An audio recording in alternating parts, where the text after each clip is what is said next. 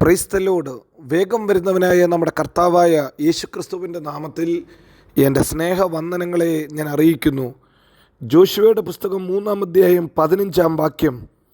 കൊയ്ത്തുകാലത്തൊക്കെയും യോർദാൻ തീരമെല്ലാം കവിഞ്ഞൊഴുകും. പെട്ടകം ചുമന്ന പുരോഹിതന്മാരുടെ കാൽ വെള്ളത്തിൻ്റെ വക്കത്ത് മുങ്ങിയപ്പോൾ മേൽവെള്ളത്തിൻ്റെ ഒഴുക്ക് നിന്നു. ഹല്ലേലൂയ. പെട്ടകം ചുമക്കുന്ന പുരോഹിതന്മാർ യോർദാൻ്റെ വക്കത്തൊന്ന് ചവിട്ടിയപ്പോൾ മുകളിൽ നിന്നുള്ള വെള്ളത്തിൻ്റെ ഒഴുക്ക് നിന്നു. അതുവരെ കരകവിഞ്ഞൊഴുകുവാൻ വെള്ളം കുത്തിയൊഴുകി വന്നപ്പോൾ ആ വെള്ളം ചിറപോലെ നിന്നു. ബാക്കിയുള്ള താഴേക്ക് ഒഴുകിപ്പോയി. ചെങ്കടൽ പിളർന്ന് ജനത്തെ വഴി നടത്തിയതുപോലെ ഇതാ കർത്താവ് തൻ്റെ ജനത്തെ ഹല്ലേലൂയ യോർദാൻ്റെ നടുവിലൂടെ അക്കരെ കടത്തി. ഇന്ന് പകൽക്കാലവും എന്ത് തടസ്സമാണോ നമ്മുടെ മുമ്പോട്ടുള്ള യാത്രയ്ക്കെതിരെ, നമ്മുടെ ഹല്ലേലൂയ അക്കരെ നാട് എത്തുന്നതിന് തടസ്സം എന്താണോ, ആ തടസ്സത്തെ മാറ്റുവാൻ നമ്മുടെ ദൈവം വിശ്വസ്തനാ. നമ്മുടെ ദൈവം മതിയായവനാ. വാഗ്ദത്തങ്ങളിൽ വിശ്വസ്തനായ ദൈവം വഴിയിൽ വിട്ടുകളയത്തില്ല. ഒരു യോർദാൻ്റെ അറ്റത്തോ ഒരു ചെങ്കടലിൻ്റെ അറ്റത്തോ കൊണ്ടുവന്നിട്ട് നമ്മെ കൈവിടുന്നവനല്ല ദൈവം. നമ്മുടെ യാത്രയിൽ ഒരു ചെങ്കടലോ യോർദാനോ വന്നാലും അതിനെ കരയെത്തിക്കുവാൻ ദൈവം വിശ്വസ്തനത്രേ. ഈ വേദപുസ്തക ചരിത്രം ഒന്നാമതായി നമ്മെ പഠിപ്പിക്കുന്നത് അതുതന്നെയാണ്. ഒരു പ്രതിസന്ധിയോ ഒരു പ്രതികൂലമോ ഒരു ദൈവ പൈതലിൻ്റെ യാത്രയെ തടസ്സപ്പെടുത്തുവാൻ ഒരു നാളും സാധ്യമല്ല. നമ്മെ വിളിച്ച ദൈവം വിശ്വസ്തൻ. അവൻ അക്കരെ എത്തിക്കുവോളം വിശ്വസ്തനത്രേ, മതിയായവനത്രേ, മാറാത്തവനത്രേ. ചെങ്കടലിൽ അക്കരെ എത്തിച്ച അതേ ദൈവം ഇതാ ജോഷുവയെയും തൻ്റെ ജനത്തെയും അക്കരെ എത്തിപ്പാൻ വിശ്വസ്തൻ.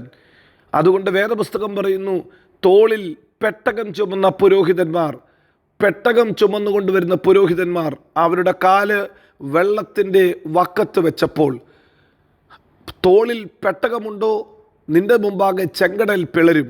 പെട്ടകം ദൈവത്തിൻ്റെ സാന്നിധ്യമാണ്. ഇസ്രായേൽ ജനത്തിന് ഹല്ലേലൂയ ദൈവം കൊടുത്ത കൽപ്പന പ്രകാരം അവരുണ്ടാക്കിയ പെട്ടകം ദൈവത്തിൻ്റെ സാന്നിധ്യത്തിൻ്റെ പ്രതീകമത്രേ.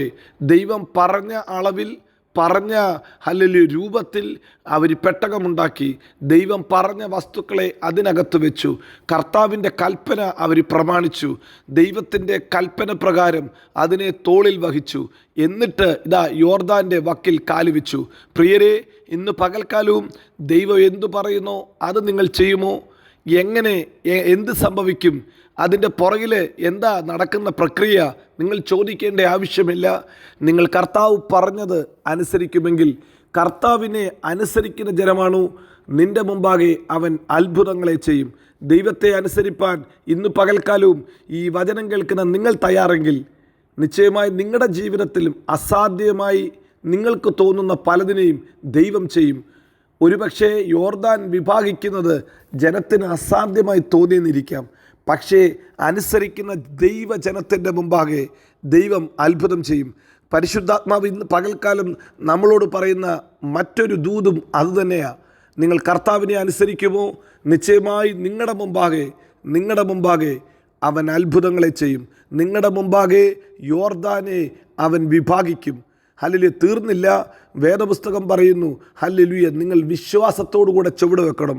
അതിൻ്റെ പുറകിലത്തെ ഒരു കാര്യത്തെക്കുറിച്ചും ചോദിക്കാതെ വിശ്വാസത്തിൻ്റെ ഒരു ചുവട് വെച്ചാൽ മതി. ആ ചുവടിനകത്ത് അത്ഭുതമുണ്ട്. പെട്ടകം ചുമക്കുന്ന പുരോഹിതന്മാരുടെ കാൽ വെള്ളത്തിൽ മുക്കിയപ്പോൾ, വെള്ളത്തിൻ്റെ വക്കത്ത് വെച്ചപ്പോൾ ആ വെള്ളം രണ്ടായി വിഭാഗിച്ചു.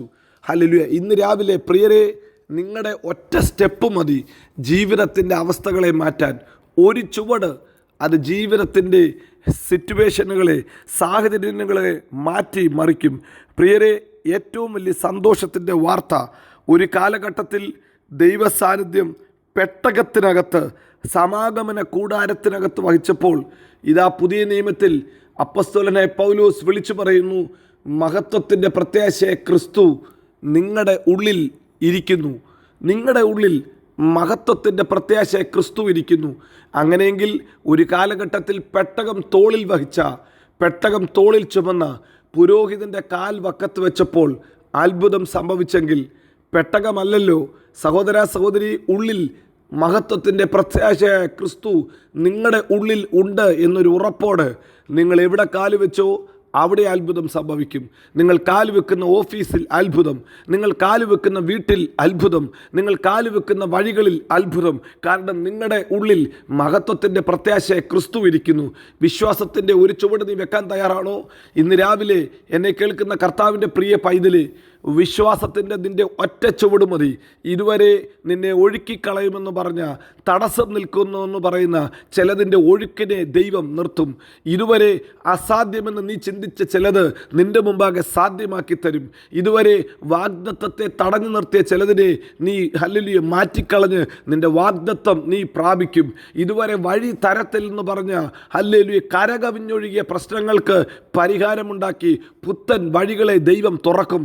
വിശ്വാസത്തോടുകൂടെ ഒരു ചുവട് നീ വെച്ചാൽ, വിശ്വാസത്തോടുകൂടെ ഒരു ചുവട് നീ വെച്ചാൽ നിൻ്റെ മുമ്പാകെ ദൈവം അത്ഭുതം ചെയ്യും. നിൻ്റെ ഉള്ളിൽ മഹത്വത്തിൻ്റെ പ്രത്യാശയെ ക്രിസ്തു ഇരിക്കുന്നു.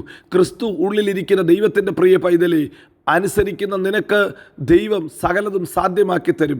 ദൈവത്തെ അനുസരിച്ച് വിശ്വാസത്തിൻ്റെ ചുവട് നീ വെക്കുമെങ്കിൽ നിശ്ചയമായി നിൻ്റെ കണ്ണിന് മുമ്പിൽ ദൈവം ഒരുക്കുന്ന നന്മയെ കാണും, ദൈവം ഒരുക്കുന്ന അത്ഭുതത്തെ കാണും, ദൈവത്തിൻ്റെ കരുതൽ കാണും, ദൈവത്തിൻ്റെ അത്ഭുതത്തിൻ്റെ പ്രവൃത്തി നീ കാണും.